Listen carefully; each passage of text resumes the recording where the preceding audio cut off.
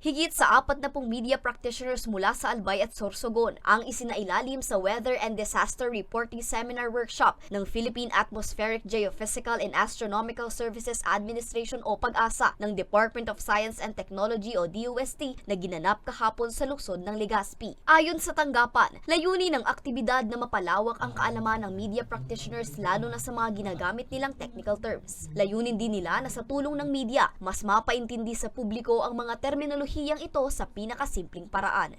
Yung dito mismo sa Southern Luzon, ayun po ang kasi may basihan tayo. Kaya po nagkalalagay tayo ng mga localized forecast para masigurado ang natin, declaration. Ilan sa mga tinalakay sa aktibidad ay ang weather systems na nakakaapekto sa bansa, rainfall warning system, flood forecasting at warning services sa Bicol River Basin at tropical cyclone tracking. Ipinasilip din sa mga dumalo ang PAGASA National Hydromet Observing Network o Panahon Alert System na isang web application na magagamit sa weather forecasts.